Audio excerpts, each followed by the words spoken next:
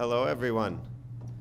Thank you for coming out to the PumpHouse tonight and joining us for this historic occasion. Start the Conversation Winter Panel 2018.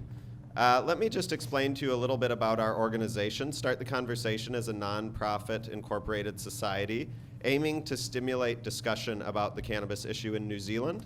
It started out a long time ago with the idea that if everybody felt safe to say what they really think about the cannabis issue, then we could get this resolved a lot quicker in New Zealand. And it's taken a long time, but now is the time, and it's a perfect storm of events. And in the time from when we organized this panel up until today when it's happening, a lot of things have happened that have come together that basically it is a time that people can start saying what they really think and feel comfortable to do that. And we've got some great panelists who are going to tell us what they really think tonight.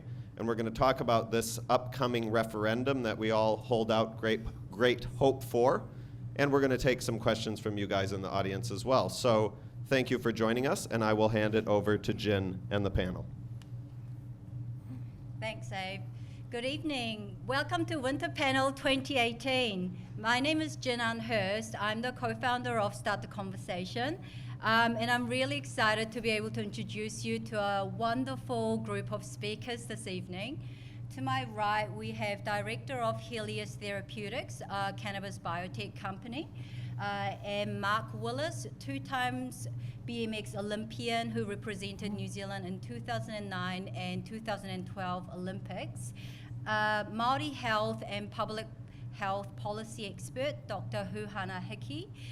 New Zealand's actress, activist, and a concerned citizen here this evening, Lucy Lawless. And last but not the least, policy analyst on regulatory affairs, Dan Hurst. And let's have a round of applause for our panelists.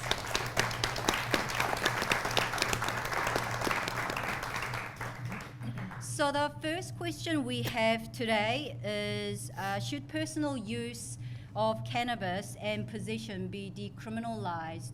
Now, with this question, it's important to note that it is dealing purely with personal use. It's about what you're putting into your own body. It's got nothing to do with sale or cultivation or any of our commercial or legal markets. This is purely about your personal use and having it in your possession. What do you think about this, Dr. Hickey? Simple, yes. That's probably it. But the reason for that, as a lawyer, I've worked over the years with clients who've ended up in jail, in and out, mental health issues, the whole lot. One of the worst things you can do is imprison somebody for something as small and minute as the issue of cannabis. $100,000 a year over that costs us per person to be in jail per year. It would be far cheaper if we treated it as a health issue and we provided health and education to those that we see that might need that, rather than having it as a criminal issue. Because what's the point of jailing people when it's more cost effective to assist someone as to why, what do they need it for, and then go through on that pathway? You would be spending about $50,000, not $100,000. It's economic sense. So you would think the National Party would be in favour of economy. However, that's what I believe. Every party, I think every party would be every interested party, in you would think would want to have a healthy economy. Well, it makes sense then. Why not save money? Don't build more prisons. Let's decriminalise cannabis and let's move on from there. And it's not just the prisons, it's the conviction. Yes. So when we're talking about decriminalisation, what we really mean is ending convictions for cannabis use. There's 2,000 convictions every year for cannabis possession and use, normally young and poor people that we probably know in the community. And brown. Yep, that's a higher percentage too, and they tend to do. Diva Pager, who's a Stanford and Harvard sociologist, has mapped this in studies and found that having a conviction reduces your employment opportunities by 50% over a lifetime. We're doing this to 2,000 young people a year. It's been under both governments. It spiked in the late 90s when it went over 3,000, and now it's sitting around the mid-2000s. Now, in America, they decriminalised 13 states in the 1970s and saw no increase in use.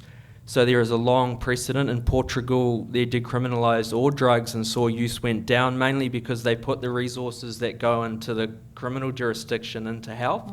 So I wonder, asking our government, when we look at the young people unemployed that are committing suicide at record levels, what convicting them more is doing.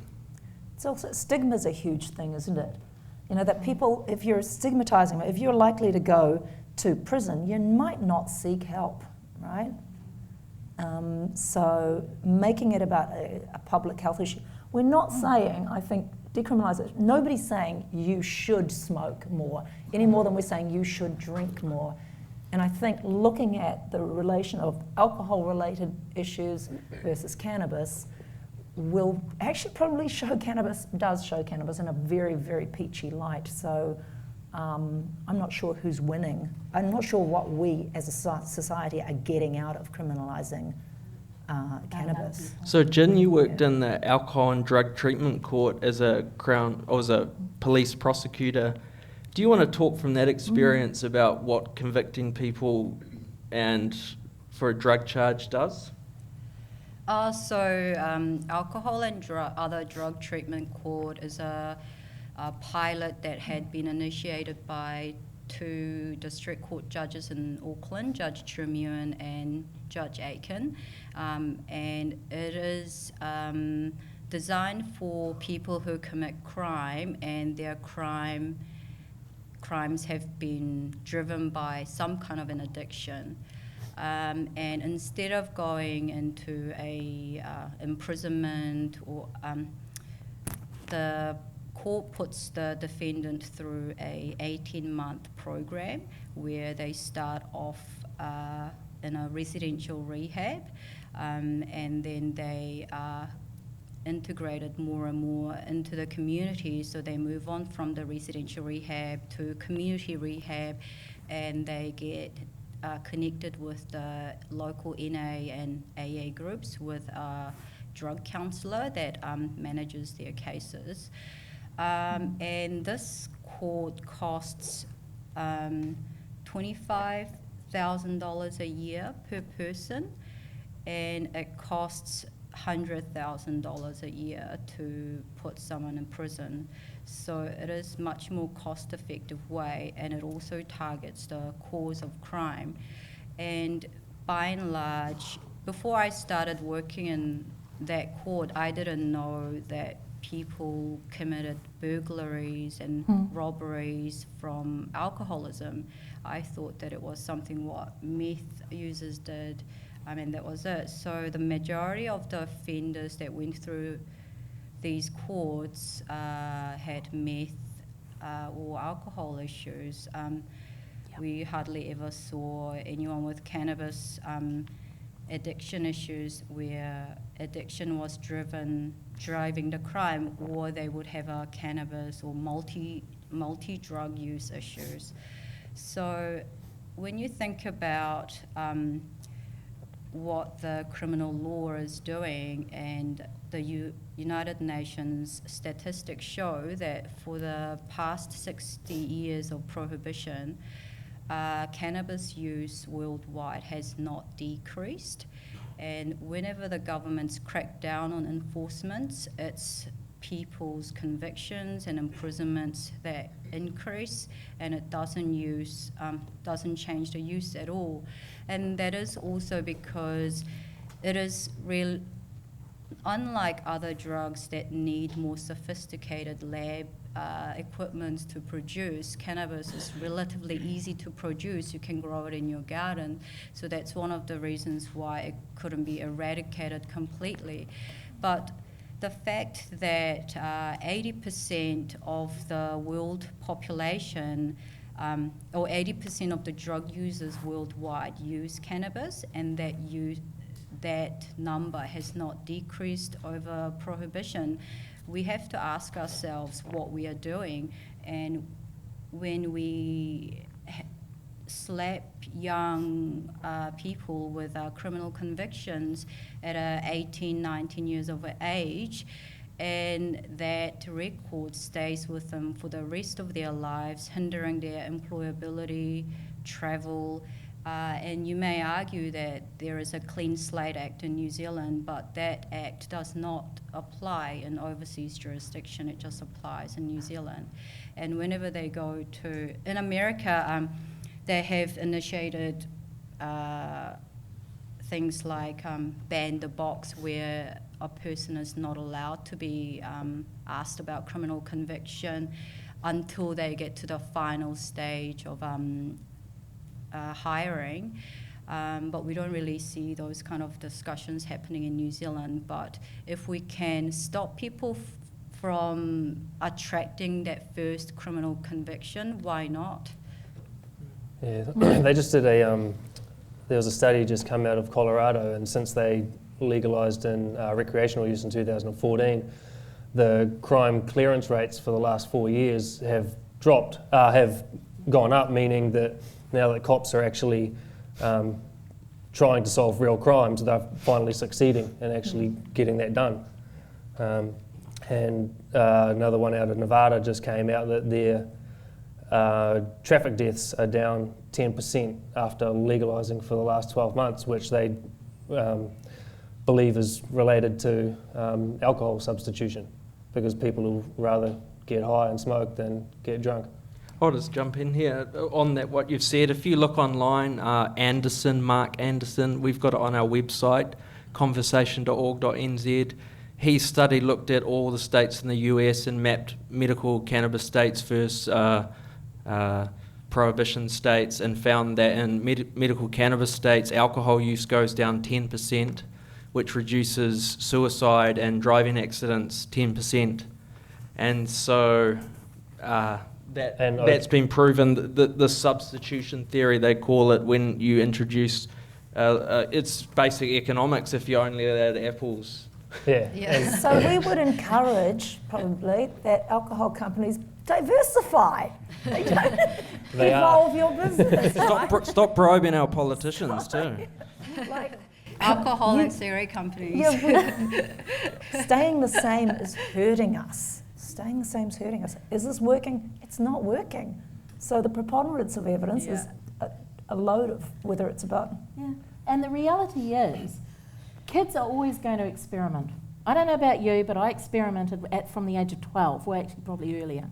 And I was always in trouble as a kid anyway. My aunt and uncle owned a pub, so we learned how to make black Russians at the age of 12. Alcohol was actually our issue in our family. Dope never was. And yet, today, I'm legally on Tilray, and it doesn't do what I was told cannabis does to you. It doesn't make you mad and go crazy and steal off everybody. It just takes away my pain. It's that simple. So when we are looking at cannabis, we need to look at what it does do. We need to also look at the messages we're getting. There's so much out there about fake news, fake information. The truth is that the reefer madness propaganda was created to try and demonise certain target groups of the population, and it's worked. But if it's that bad, how come the UK have overnight legalised medicinal cannabis last week? How come Portugal has been successful since 2001? How come 13 states in America have legalised or decriminalised to a certain extent? How come all the statistics globally are showing a huge reduction in criminal activity, a huge reduction in addiction, and a huge increase in well-being and health? If we were to look at and treat cannabis as a rongoā type medicine, a natural holistic medicine, you will find there's over 52 components within cannabis that have medicinal effect. We only talk about CBD and THC. And THC being the psychoactive is the big booey guy. But, it's unless it's heated, and as I don't smoke, I don't know, but unless it's heated, you don't get high like that with balms, with oils, with tinctures. And so we need to actually understand this better. The other thing we need to understand is cannabinoids sit within our own system. We have them in our body. So if you were to explore anatomy and physiology, you would find we have natural CBD or cannabinoidal within our system, and CBD attaches to that and enhances your well-being. So the things that I've learned since being on this journey is just increasing all the time, and we need to be honest about this. I also know, as a lawyer as well, is that I had clients who were in Mason Clinic after having murdered their family from getting a psychoactive effect from cannabis. It does affect a minute population, less than 1%. Less than 1%. Alcohol does a lot more than that, and a much larger percentage. So if we put that in perspective, if we look at it, we can still treat it as a medicine. We educate that person that can't have it, because they can still have the CBD and the other components, they just can't manage the THC. Like any medicine, if the side effects are working against it, you work around that to work out what will work for you. And that's how we need to be looking at cannabis now. So I think you might want to cover off the psychosis aspect of it, and then we could take some questions from the audience about So the first there's question. a lot of talk that cannabis causes schizophrenia. This is not true. it doesn't. What the evidence is that schizophrenics are more likely to smoke cannabis, so they're either self-medicating or it causes, or there's many other explanations for that correlation. I don't understand why the media and politicians seem to think that correlation or association is causation, but who cares, I guess? You know, Can I ask you, is it schizophrenics are more likely to use cannabis and other things to try to understand the case? yeah, so that's true too, that they're more likely, but Harvard did a study and basically controlled for it. So one of the things about these studies from the University of Otago that talk about schizophrenia is they're all done in an environment of prohibition. So a drug should be tested basically with a controlled dose, a standardized dose, controlled prohibition against placebo. And that's how you measure a drug's effect. And so there's 25 studies showing it reduces pain by 37%. And for some people, it might cause paranoid ideation at the start. Like most drugs, when you first start using it, the side effects are stronger, and then it evens out over time. So what we can say, what we can conclude, is that schizophrenics are more likely to smoke cannabis in a controlled environment with dosage and tested products. That association is not found, and the Harvard study is on our website if you want to look at that. Now, there is reports that it does cause a bit of paranoia in some users, so if you're inclined that way, maybe just stick to the CBD. Now, before we go to the audience questions, I am going to ask a little bit of a question myself, and I'd like to hear a little bit more from Mark and Paul, because Mark lives in a place where, you know, decriminalization, de facto or otherwise, has operated for quite a while, and I think he can tell us a little bit more about what it looks like. And Paul is really our representative from the budding industry here in New Zealand, or the hoping to become an industry. And I think he can tell us a little bit about, you know, what, you know, those people hoping to actually serve the patients and make this into a business for New Zealand, what they're hoping to see in this respect. So start with you, Mark. Yeah, so California has been basically de facto legal since 1996. They implemented their first medical program then, and so there's a lot of companies that are big companies there right now who are much bigger than the Canadian companies. They happen to be black market. They have a co-op system where anyone can grow 6 plants at home by themselves or per person. I think that might have changed to 12 per household now. And then if you have family or friends that also have a medical card, they can give you their paperwork and you can grow their 6 plants as well. That definitely helps, but as the legal market is coming around, they're finding more and more people are heading towards they prefer to pay up to go to a store and get what they know is quality tested products. And that's really what is changing a lot of the face over there. Well, and yeah, so tell us, Paul, like, you know, this industry that we know is just waiting in the wings, and unfortunately keeps getting the goalposts kind of moved on them. You know, we're starting out with medical, but this question we're talking about is, you know, adult personal use. And I think, but that's obviously kind of a starting point for an industry. Where does that intersect with the industry's aspirations? Yeah, absolutely. I mean, I think, you know, for New Zealand, like with other countries, to have a quality industry, it does require a level of regulation, and I know that's something we're going to touch on in a moment. But I think if we start with having a look at New Zealand as it stands. I mean, Ministry of Health stats themselves say there's about 235,000 New Zealanders who are using cannabis for medicinal purposes alone at the moment. Now, I think we know there'll be some of those people that perhaps aren't using cannabis for medicinal purposes out of that number, but at the very least, that's 1 in 20 people. It's a lot of New Zealanders, and a lot of those people are accessing this product because they do genuinely have a medical need, and I think what we've spoken about before in terms of the effects of criminalisation on those people, is absurd, and it's certainly something that's going to have to come to an end. From a commercial standpoint, New Zealand is perfectly positioned to develop a really high quality industry for both medical and recreational cannabis production. I think in this country we have certainly have the agriculture and horticultural expertise. We have the scientific expertise.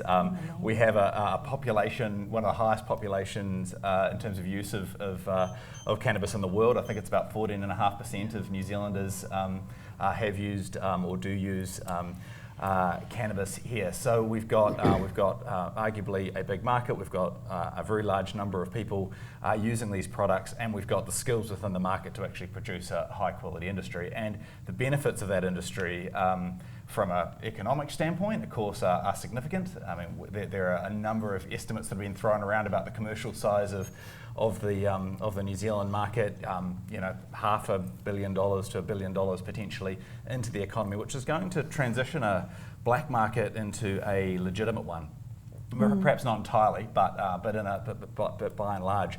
And whilst that's good for the economy and it creates jobs and tax income to hopefully further health outcomes, what it also does is improves the safety of those products, and that's particularly for medical products, but actually for recreational products too. I think a lot of the black market cannabis products that are around, that are available to those 1 in 20 of us today, they are coming from sources that we can't really verify. We don't really know where they're growing for obvious reasons. The quality is variable. The quality is really variable, but we also don't know. We don't know how heavily. I mean, I'm sure there's some very good product, but there's a lot of stuff out there that isn't. You're going to have pesticides on these products. You might have soil contaminants. We heard a story the other day of some black market product that had been sprayed with pee. As a gateway to get people to try pee, because there's no regulation over the way it's produced. So these are issues that a commercial market a regulated commercial market for both medical and recreational can overcome. So yeah, it's a smart thing for New Zealand to do.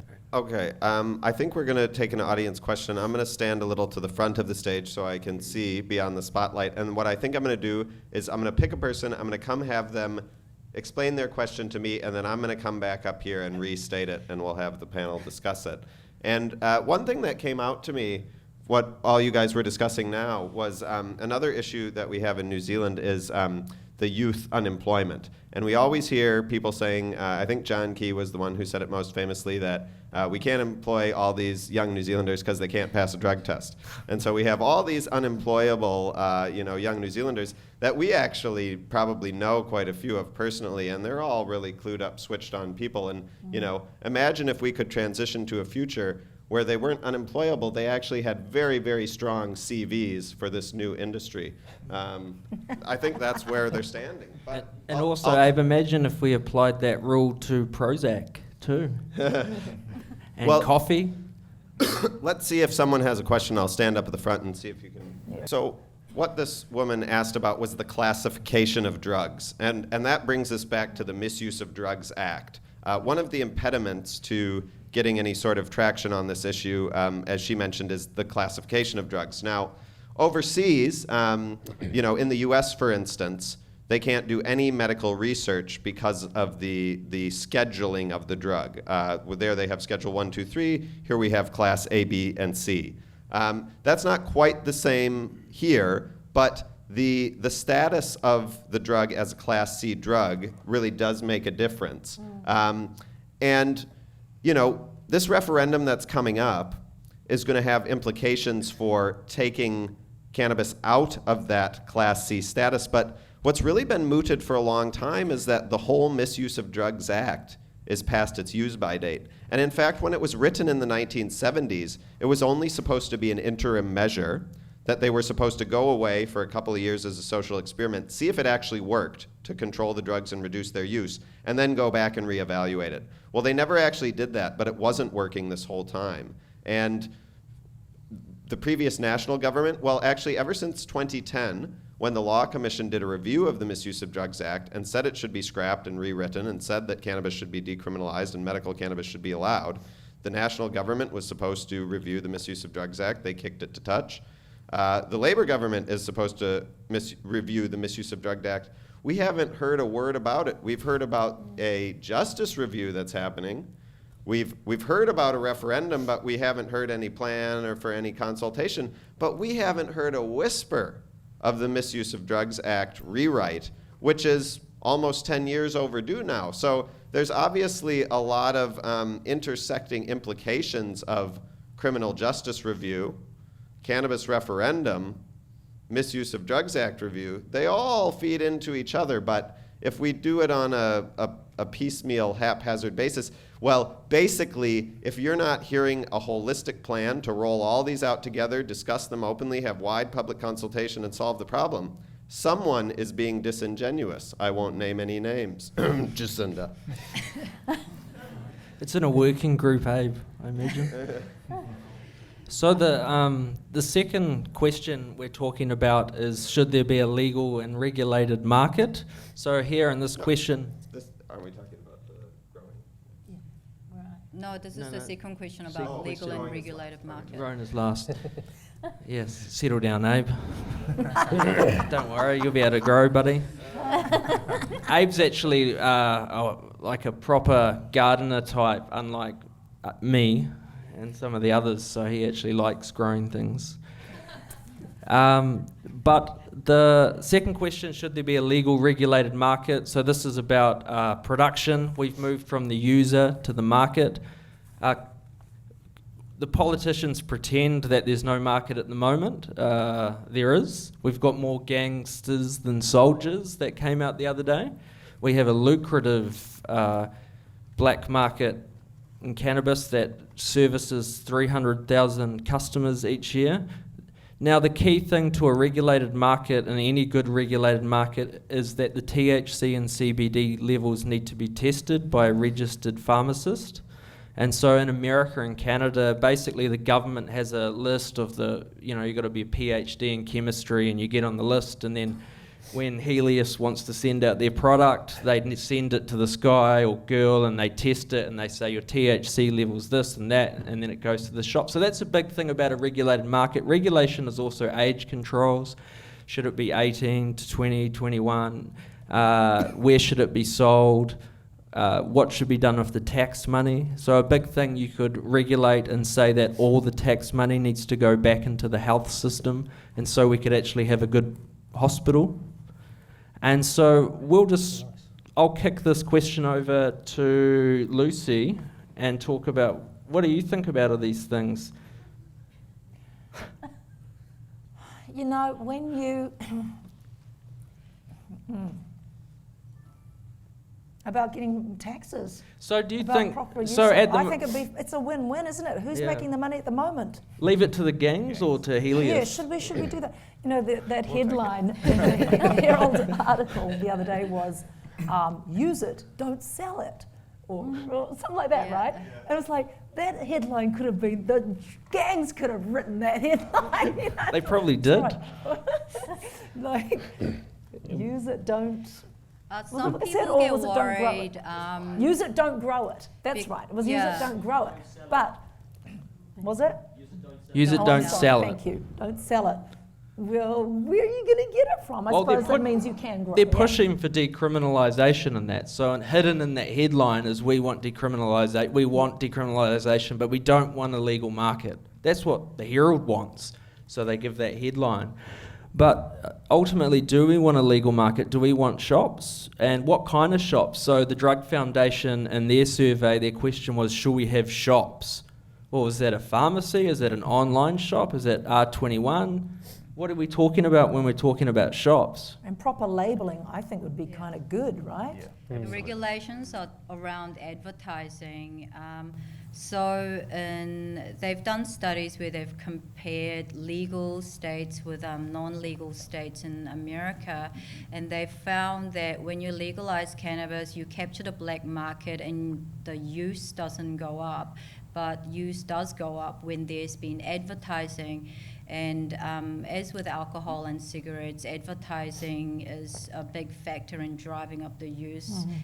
That's same as cannabis. Yeah. It's a bit of a double-edged sword, though, I think, because there's so much misinformation about cannabis out there in society, and obviously it's a big driver, behind why we're all here today, is to help clear some of those misconceptions up. And I think an outright ban on advertising, it could be problematic in the sense that we still need to communicate to the people of New Zealand, particularly from a medical standpoint, but potentially from recreational as well. What sort of products are available? What sort of circumstances would they be used in? On the medical side, we want to be able to try and connect patients with medication, and the reality is if other pharmaceutical companies are allowed to market their products, then you could argue that it's with the right disclaimers and level of kind of credibility associated with that advertising, that's not a bad thing necessarily. But yeah, I mean the value of a regular.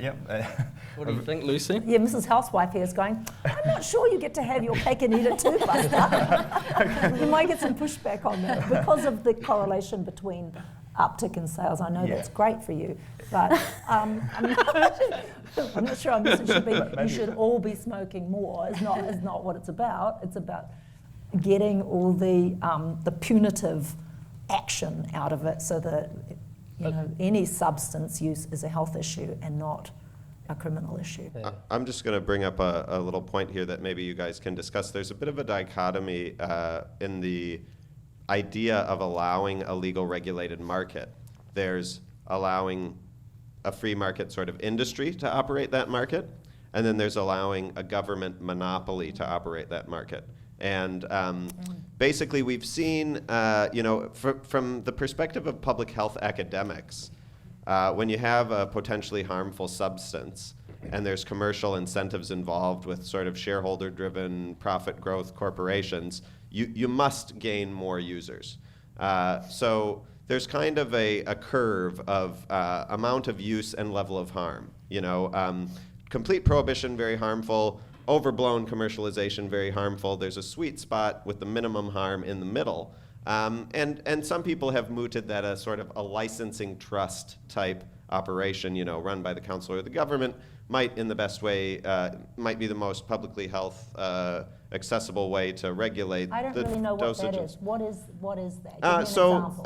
Licensing trusts, there's not many left in New Zealand, but and they do operate in Canada, and I believe that in Canada, the authority of how it is to be sold has been delegated to the provinces. Yeah. So each individual Canadian province, some of them are allowing private companies to operate, and some of them are having every single store that sells cannabis is owned by the government. So only the government has the license to actually sell the cannabis, and it's not just the tax revenue that goes to the government from other people selling cannabis, it's 100% of the profits of the entire cannabis sold, and if they decide too much is being sold into their market, they can restrict that. If they think the price is too low, they can adjust that. Now, that might be worth discussing, because I think a lot of us can probably agree that gangs, are not the best form of regulation, but what form of regulation, I guess, could be the best, and what do people think are the merits of these this spectrum? Because there might be something in the middle too. And I guess the final thing I would say on that is,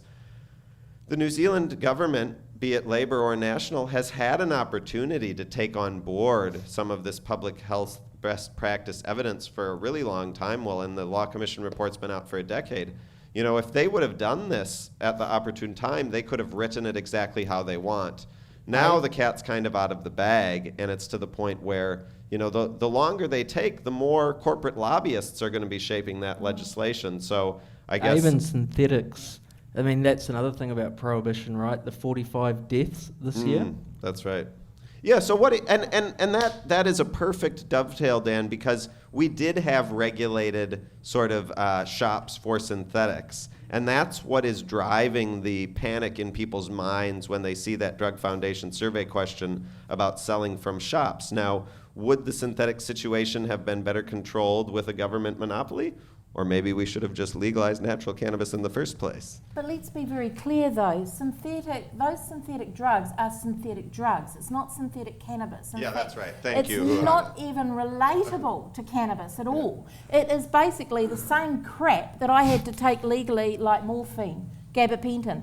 It has the same toxicity as legal drugs. That was legalised because they thought that was the answer. Now, there were 2 politicians within the last government that were vehemently opposed, and they blockaded every step of the way. I believe in a regulated market. The simple reason for that, I take Tilray, that's what I take every night. It costs me $1,040 a month, right? Now, it's less than a tinny in here. That's how ridiculous it is. But I take it because I have certainty that I know that that cannabis is safe cannabis. I know that it is a particular strain, and I know that it is safe for me to take. It's not got pesticides or other things on it. So for me, that is grapeseed oil and cannabis oil only. The Sativex that I took, which is the only pharmaceutical grade product available at the moment, is spray form. I hated it. Why? It has alcohol in it. I do not like alcohol in any form. I don't even take my asthma pump if it's got alcohol in it. I hate alcohol. It had alcohol, and it had cannabis oil, alcohol, ethanol, and peppermint oil, which causes spasms. And yet the whole reason for giving it to me is with MS was for neuropathic pain and spasms. And yet peppermint oil creates spasms. So that doesn't make sense to me with a pharmaceutical drug. It tells me that's almost as toxic as taking morphine. The Tilray is a far more natural drug. I want a regulated market. I don't want to grow my own. I don't want to go anywhere near growing it. My neighbours would nick it anyway. I wouldn't get anywhere near it. So I don't want to grow it. In fact, I can't even cut my own food anymore, so because I can't use my left arm. So growing it would be a waste, and with the neighbours stealing it, I'm just supporting them. I want a regulated market. I've been to Hawaii where they have dispensaries. I know about California and their dispensaries, Colorado. I have no problem if I could go in, knowing what I need to have, doctor's prescription. If I need something higher THC for nighttime, because I'm an insomniac, where I would like to be able to get a good night's sleep, I don't get that with this Tilray. It's a regulated, it's just 10-10. And it's good for daytime, but it's not that effective at nighttime. So a regulated market gives me certainty of product, right? For my medical needs. Now, when you're medically in need of a medicine, you need to be sure it's regulated, it's safe, and that's got a standard, so that you can be guaranteed that what you're getting is the relief that you're asking for. For a recreational market, it's not quite that strict. I'm sure they don't want pea-sprayed cannabis, but you know, it's not as strict. But we need a regulated market for the medical side, simply because we need that certainty. And so we've got to have that. If we were to have a mixed market model, now you've got your licensing firm, because there are some very good green fairies in New Zealand. I've seen it firsthand with friends who have died and watched them have good deaths. They are great. There's also some charlatans. We've seen cancer patients ripped off thousands of dollars as they're dying. People will take advantage. The regulated market helps reduce some of that. But they're always going to be at risk. If you're desperate and you're begging, saying, I need to be out of pain, I'm dying, for God's sake, give me something, and morphine's not helping, you'll pay what you can pay, and you'll take what you can take. Let's get rid of the criminality of that. Let's regulate it, let's decriminalise it, and let's also get realistic here. Over 75% of people, do you know that over the age of 55, 46% are using cannabis for medicine? Now that's a high number of us oldies. You blame the youth? They all go to jail. Hey, did you It's the thumb old towards people. me? Yeah, you. No, baby, you're too young. You're too young. But no, I mean us oldies, just generally. But you know, us oldies are probably the biggest criminals if we're going to go down that road with the number that use it. But they target the youth and ruin their lives early. We need a regulated market for the safety effect for those of us with medical need. Now, recreational need is a different discussion for another day after the referendum, I guess. But if we were to discuss now, then recreationalists can still be guaranteed the safety of a product, security of a product, clean cannabis, it's not sprayed with anything, it's not dangerous. We take away the risk factor. What's happened with synthetic cannabis is not only have 45 people died, but there are people now in mental health institutions with permanent psychoses as a result of synthetic cannabis. If they wanted to try and keep us safe from legalising cannabis, they have gone and done it the other way. They went about it the wrong way. We have young people now so heavily addicted they're turning to pee and meth, but they're so heavily addicted on synthetic cannabis. You need to see what happens to them in their body as they go through withdrawal, and it's cruel. Now, do we want that, or do we want a safe market? I know I don't want my kids and my grandkids being exposed to that type of drug. I want them to have safe access if they are to go down that road.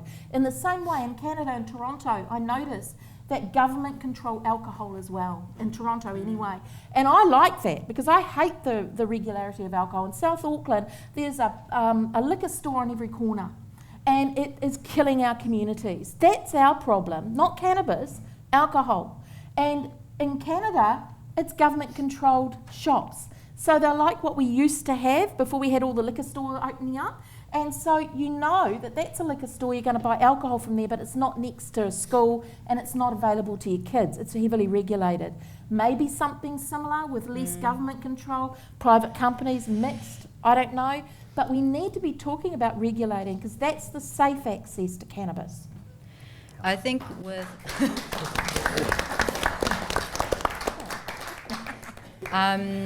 I think it's interesting the difference from the suppliers and the producer side. It's interesting what's happening in Canada and Uruguay where there have been government control.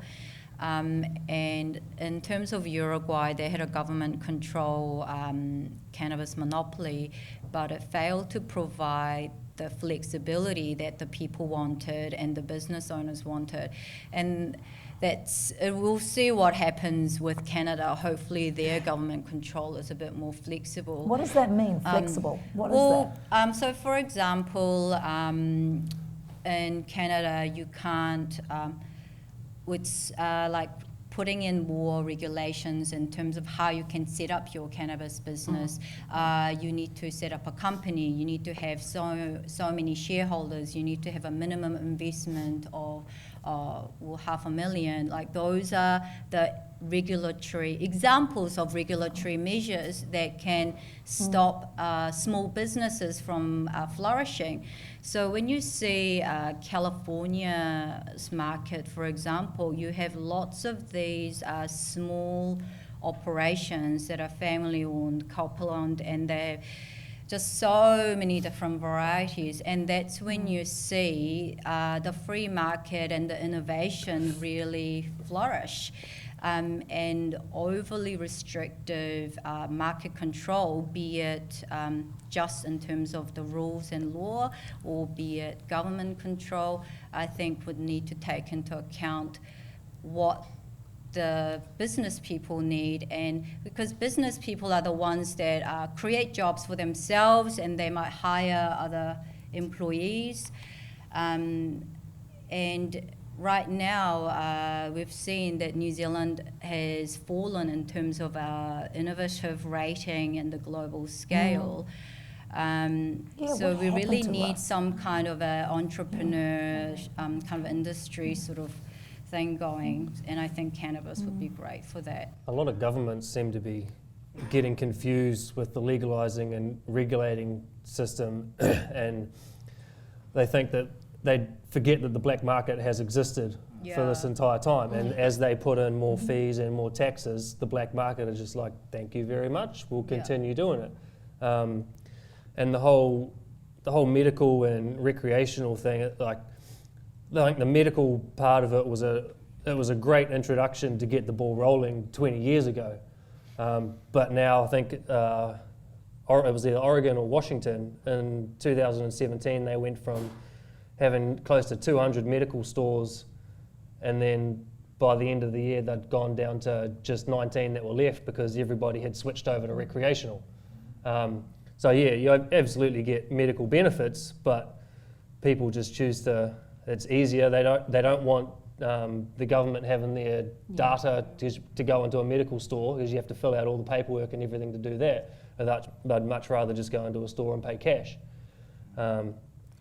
But also it provides variety, I find, in California where there are more smaller dispensaries. So, I mean, you've got cannabidiol with grapeseed oil, and what if that was the only thing that the government shops were providing, but you wanted the one with peppermint, or you wanted, or you're allergic to grapeseed, and then you fall back into the black market in that case. You really need to have, that's what I mean by flexibility for users as well as business owners and entrepreneurs. Yeah. I mean, the very first question when they're designing the policy has to be, how do we end the black market?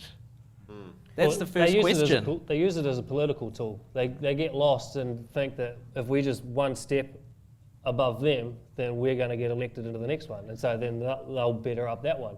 But they forget that meanwhile there is a business operating in the background that doesn't care what the regulations do. So, for example, there's been some talk about having a system where there's only oils and concentrates. Now, let me say that another benefit of a free market like we saw in California was that the product Dr. Hickey was showing me that's $1,000 costs $60 because there's 100 different producers.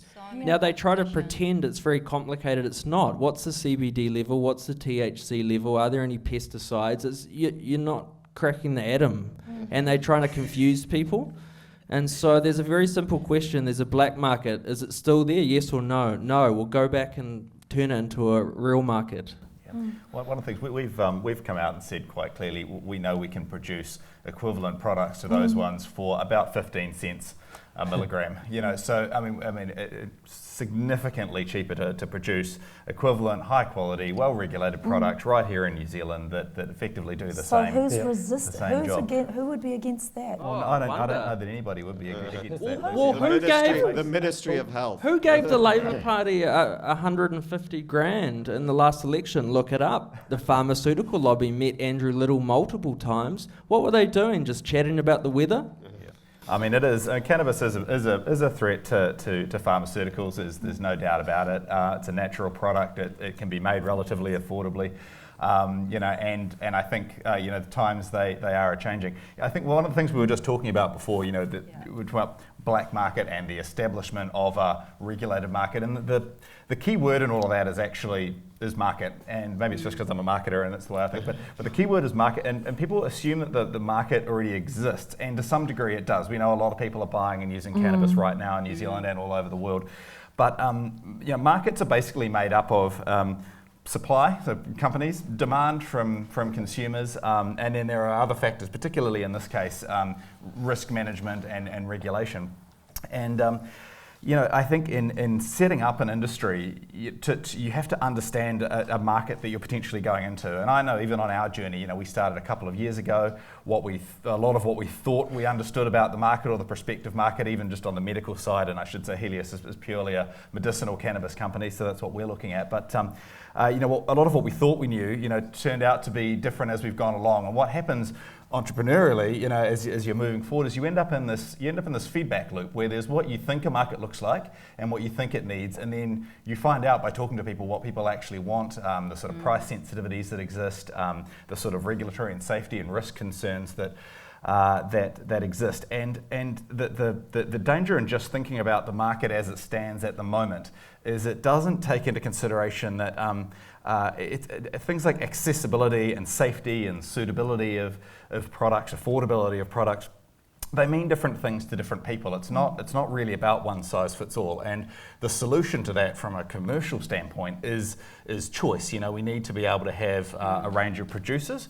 Absolutely, we need to be able to produce high quality, affordable products here in New Zealand without a doubt. They do have to be safe, but we do need a regulatory framework that allows us to give people choice. And I think that's something that's incredibly important. The other thing about creating a new market is it's very different to creating a new product or a new service, because new markets have this sort of propensity to take on a life of their own. You're going into somewhat uncharted territory, and I think as much as we can look to the States and we can look to other markets to learn, and there is a lot we can learn from those countries that have gotten off the starting block a lot faster than New Zealand. I think we have to be really conscious about how we create this market here for New Zealanders, and we need to make it the right way for us, because otherwise if you don't step back and look at what's right for a country and for the people that are in it, you just end up kind of replicating what everyone else is doing. So I think we need to be prepared to take the best of what we can see in the world, and actually open up a market with the right level of choice and safety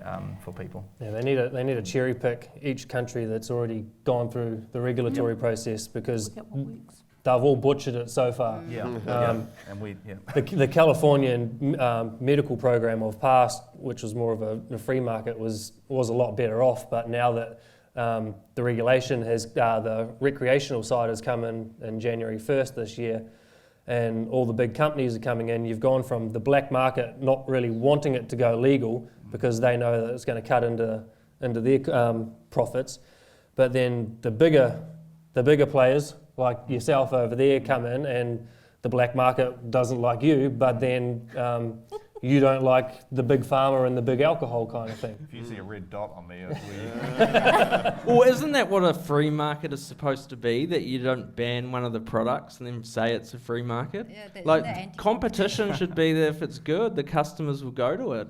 Yeah. And so, I think it's coming to the time where we might ask for another audience question on this topic. But I think before we do that, what's come out to me is, it's a complicated matrix of social science. There's goals and there's assumptions, and, they're not always linear, and they interact with each other. So we want to end the black market. There's this assumption that we don't want to increase use, but then maybe actually increasing use, if it's in the form of substitution, could be helpful. That might create a need for marketing to alcoholics that cannabis is safer as a public health intervention, just as an example. But it isn't black and white, and so there's a lot of complicated things to think about when it comes to a regulated market. And I'll just stand at the front again so I can see if anyone in the audience has any more specific questions they want to ask about the regulatory aspects. And this is about employment in the industry. And this kind of goes back to what we were talking about before with the last question, when I mentioned, we have all these New Zealanders that are supposedly unemployable, but in fact, from the ones that I know, they're actually really skilled in this particular area, and if they were allowed to put that on their CV, they would actually be highly sought after and actually, command a higher salary. And what this person was asking is, what sort of things should we be thinking about for what employment in a regulated industry looks like? We need people who are serving customers with a specialist level of knowledge about cannabinoids and terpenes and the entourage effect, and ideally maybe even with some personal experience of what these things do and if they're any good. So what do you guys think? And maybe Mark, you've been in it. What does that look like when there's that transition from unemployable to badass hipster CV? Well, you'll get what is happening in America right now with an extra 150-odd thousand jobs going to the industry, but somebody in charge doesn't even mention that word, Trump. It's a booming industry, but until he actually lets those words out and declares that this is what's going on. Maybe if we let him do some Trump-branded cannabis. Well, believe it or not, so when his lawyer's father-in-law gave $25 million to a Washington, D.C. taxi driver who invested into a Las Vegas grow operation. So, there's definitely ties going through there. Well, Dane, you're sort of applying for jobs in Canada at the moment. So do you want to talk about what the recruiters there had been asking about experiences in the industry? Well, there's just so many jobs. Like, it's crazy. In New Zealand, it's quite hard to get a job, even if you've, got a degree and no criminal record. Yeah, how did I get through all those years? But I hear you. the reality is there's so many jobs and they're open, and suddenly you're going from an environment where I got to hide that I'm interested in cannabis and reform and stuff to I'm interested in this. Wow, that's great. Join our industry, you know. And that's the feeling, that you're getting kicked out of this country into an industry that is growing and is expanding, and rather than getting suffocated and shrinking industries. One of the most important things recently is getting point of sale data from customers. It's 80 or 90% of customers that go into a store, which on average takes about 45 minutes to actually shop. So if you walk into a Starbucks and you sit there for 45 minutes trying to decide what coffee you're going to have, it's going to drive people nuts. So you got 80 to 90% of customers take the bud tender's recommendation of what they're doing, and so that needs to get back to the brands, which needs to get back to the cultivator, etc., to figure out what everybody's doing. And now that as each year goes by, they're getting more point of sale data. And that's where obviously the bud tender themselves is the front line, and they have the most leeway to push what products they want. And one of the key things here is people look down on this, bud tender, that sounds like a stupid kind of job. But actually, I went to California. It was amazing to see all these young Latino and African American guys with a smile on their face enjoying their job. You know, and that was a great thing to see, and I could see that exactly happening in New Zealand, you know, a bunch of young people, and you know, it's an amazing thing. No. And it's not a stupid job, because the pharmacists and doctors haven't learned any more about the research articles than these bud tenders. And they say, it's actually, you know, it's a legitimate thing, and you know, it's something you can enjoy and love and talk to people that are interested in it. It's not something to look down on and try to pin in the pharmaceutical model. We have that now with our green fairies in some ways, the legitimate ones. We have it with some of them where you tell them the symptoms and they're going to tell you they know exactly which strain, exactly what product that they make will help. And in fact, a friend actually did exactly the same makeup of this for about the same price, and it was given to another friend who was dying. Now, he was unable to do anything 3 weeks before he died. On the last day, he was up showering, talking, walking, smiling, laughing with his family. He passed away a few hours later. That is how productive that is. Now, we can do this, but it does need that variety, and we need to be a little bit braver. It's just so mean, It just isn't it? doesn't make It's just sense. so mean to withhold these things. They're non-toxic. I think the reality is, though, that for most of the politicians that are making the decisions here, most of us on the ground, most of you out there, will have a far better take on the issue of cannabis than they do.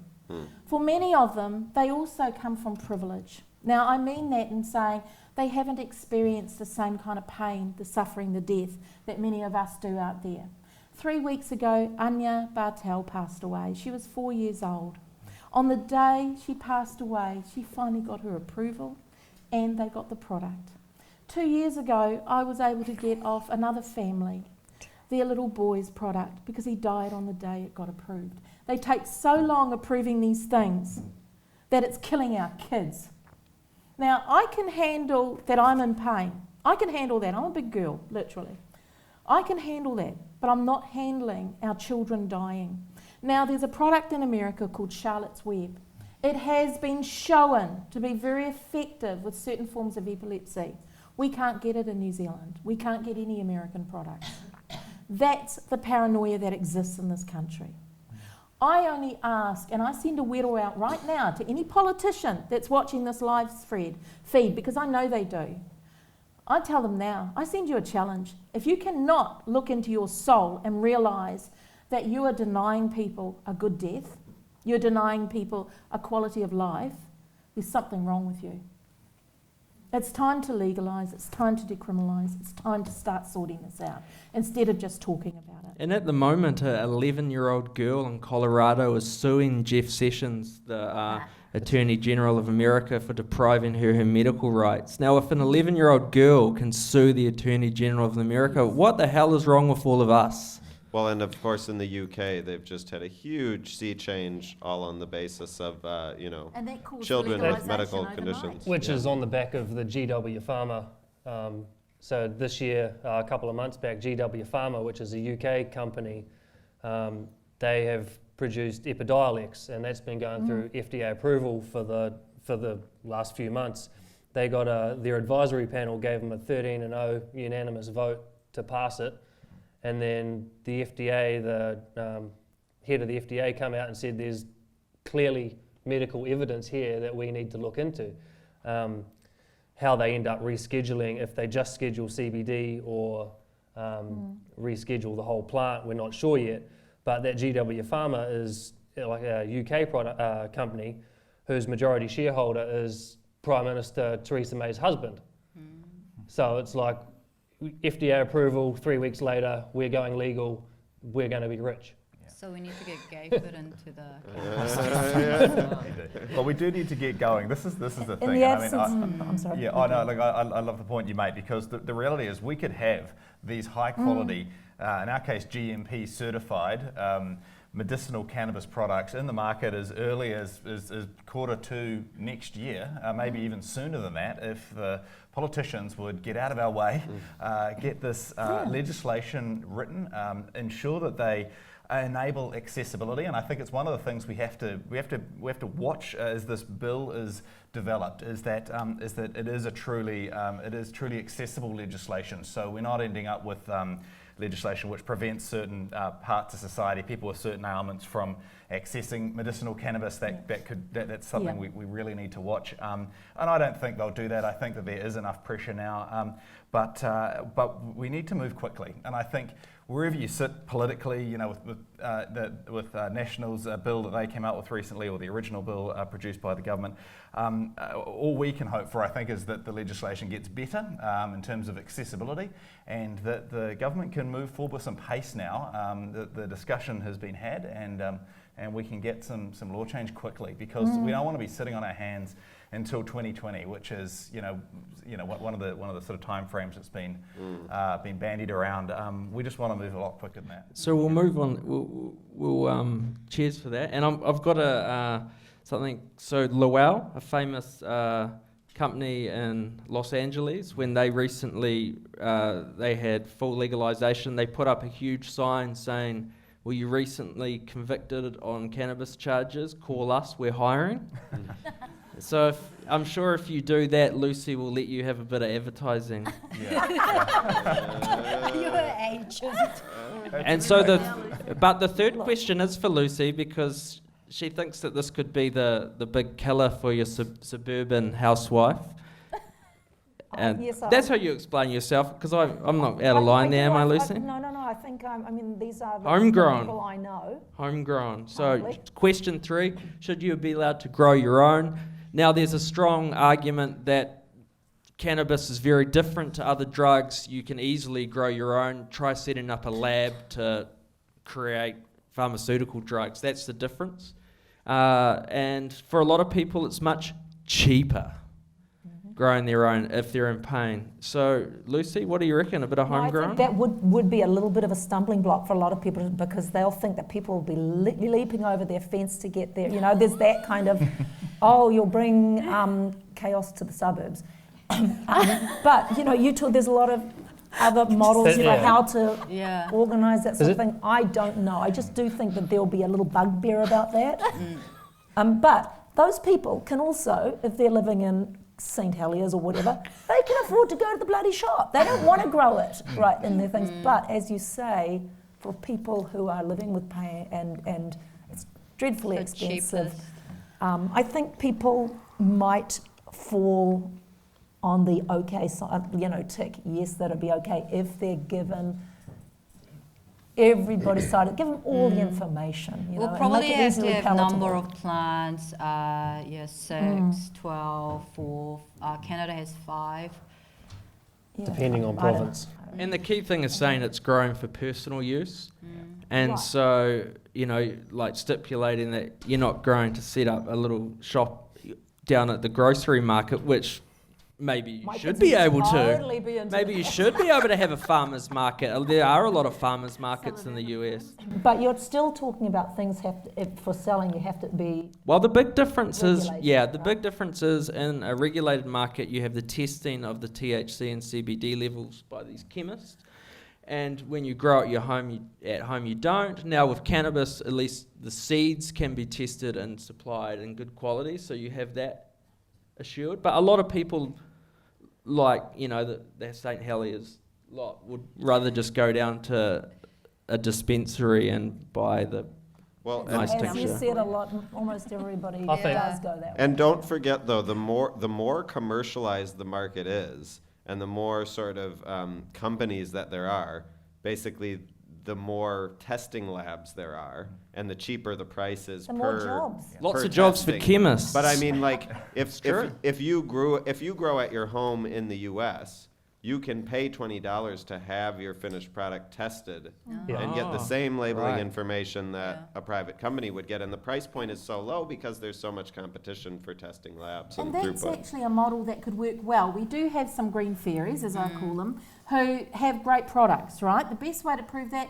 get it off to be tested, they get a list of the labels, they can give that to their customers and say, this is the strain we use, this is the amount of THC, CBD, whatever, this is what it can promise to do, and this is where it can help. Well, and at the moment we have a bottleneck in New Zealand because there's only one lab that's certified to do it, and they will dob you in if you send them a product. Really? And that's ESR and their relationship with the police. And there's no incentive for private labs, private analytical labs that could do this type of testing. They're not going to spend money on that infrastructure just for the benefit of you or me or some dying children. They need a mandate from the government that forces, that they need customers. They need an order for 5,000 tests every year from Paul and 5,000 tests from every other license holder, because that will give them the certainty that right, they you need need to set numbers, up yeah. this Right. business. I lobbied our members of Medical Cannabis Awareness New Zealand about what they thought should be in the market, and I got a varying range. They all agreed there needs to be regulation. Some wanted no plants because they feel the fear of the neighbours jumping over. Well, my neighbours would because the fence is low enough, and they would. But there were those that wanted 6 plants, very in line with the Green Party submission that they had. And others wanted more plants, but smaller ones and grow a lot more rapidly. So they obviously know more about horticulture than I do. And that's the whole reason I don't want to grow, because, I was the one that plants die in the house. There would be nothing more gut-wrenching than watching my beautiful plants that my medicine's about to happen all dying on me because I can't look after them. I would far rather defer that to somebody. Now, if somebody could make me my same product, or even one with a bit higher THC for nighttime, and vary it according to my need at the time, could do that for me, I will give them my license for the 6 plants that they can grow for me. And then they can make up the product and they can deal with the neighbours jumping over their fence. And I'm quite happy for that. I don't mind paying a little bit, but part of the prohibition we have in New Zealand is this is legal. In New Zealand, we say nothing's legal. It's legal on script. And also 100% CBD, it's the cost. And the cost of the private market is huge. And a lot of people go, oh, free the weed, I can grow my own. And that's fine if you can. I can't. And I can't pay that indefinitely either. So we actually need a market that has a compassionate model to it. And what they do with Colorado, with some of it, is they have a compassionate arm. They make so much money. They're actually building schools that the government keep failing to do.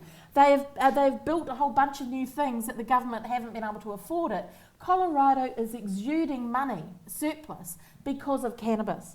In New Zealand, a small country, we moan about our international debt. Why then don't we solve it? They brought Peter Thielen in 12 days, by the way, who's got shares in Tilray. So he's making a fortune. I don't know, he probably gets half of my $1,000 each month as a shareholder. But they're making a fortune off us. That was a National Party friend. You would be surprised how many of those politicians out there have got shares in cannabis companies. Not only that, you'll be surprised at how many pharmacists have got shares in cannabis companies. So let's call it out for what it is. It's the rich looking after each other. Let's place it where it needs to be, with us. I tell you what, I'd love to have some shares in some cannabis. Yeah, can I have some shares? So when it comes to the growing, I think Jen identified and Lucy identified the sensitivities among the suburban housewives. It's going to have to be spelled out, and plant number is one way to sort of be equivocal about that. But there's also like height. There's cubic meterage, canopy space. I mean, Mark, you've seen some of these various ideas of how to regulate the personal growing in operation, and you may have even worked right up to the limits of those at times. Tell us about that. Yeah, so I used to partake in the growing in California, and within 18 months it went from $2,700 a pound to $1,500, and then it just continued to drop. And depending on the licensing scheme, you could end up with something like a state like Oregon, who has over 1,000 licenses and $35 eighths, but they burn and have to destroy 70% of the product that they grow because there's that many people growing that they can't sell it to anybody. So it's all getting... Did you say they're burning it? Yeah, they have to destroy it. Seems It's not real compost. And then... Just saying. But then you've got New York that only allowed licensed 10 companies entirely. So you've got one Midmen store on Fifth Ave, and Florida has a similar thing. Who, if you're lucky enough to get a license, then your company can have, I think, up to 25 different stores. But as California keeps moving forward, the pricing pressure keeps squeezing the black market out. That's why I eventually gave up, because it wasn't worthwhile anymore. And I think as far as home cultivation, you're going to get a lot of people the first year thinking, shit, yeah, let's grow some weed, and then they try to smoke it and it tastes like absolute dog shit, so they realize they have to go to the store and buy something proper. And so, yeah, you can grow, in California you can grow 6 plants individually, but there's no size. You could grow an ounce a plant or 15 pounds if you're good enough at growing. And it's just, it will eventually filter out, and just like no one's drinking bathtub gin anymore, and things like that. So it's just, people will always, the true connoisseurs who love growing are always going to do it. That's never going to change. They love listening to vinyl records, and there's always going to be that group of people. And the other, But they're not selling. They're just smoking it for their there's own an interesting fun. cultural sort of tie-in with New Zealand. You know, New Zealand has a much, in any society, there's only a certain proportion of people who actually want to grow their own food and prepare it all the way. And we all think that's good, and we try to encourage people to do that more. But in New Zealand, a lot of people still do that. A lot of people still have their orchards in their backyard and stuff. So I guess there is this kind of part of the New Zealand ethos when it comes to the cannabis issue that, well, we do kind of like to grow our own, and we do think we can grow commercial products a bit better than anybody else, and maybe that's playing into this People whole... always used to have backyards. Now you've got it, a flat in it. Well, and I guess the point that I wanted to make about the home growing is, not that many people may really want to do it or be motivated to do it, but maybe we should encourage more people to do it. I mean, if we're trying to encourage more people to grow their own food and they won't do it, but they will grow their own cannabis, I mean, that's a start. Yeah. Well, I think that's all we've got time for. Well, thank you so much, everyone. And let's have a round of applause for the panel. The audience. Thank you, guys. We just have some gifts for the panel. Chocolates, there you are. Nice little chocolate. Oh, thank you, Daniel. Thank you. And really, thank you guys. Thank you guys so much for coming. Thank you who are watching on the live stream.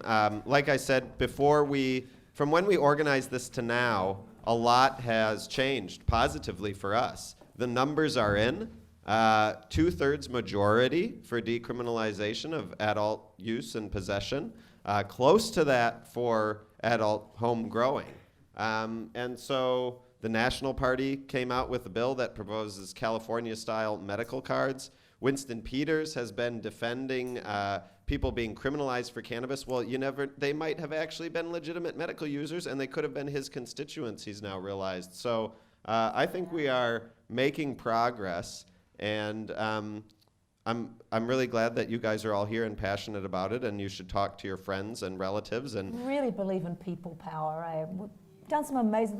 These governments will respond to, and maybe only, massive pressure from us. And don't be afraid to say what you really think, because from the whole genesis of this idea of Start the Conversation is if we don't be afraid of sort of being chopped down as a tall poppy and actually say what we really believe and talk with each other, we will all realize that despite some of the stigmas that have clouded our judgment in the past, we all do kind of agree. And when we talk about the facts and understand the implications of the language that we're using, we all kind of want the same thing, and that's safer communities and less harm for users. So thank you very much for participating.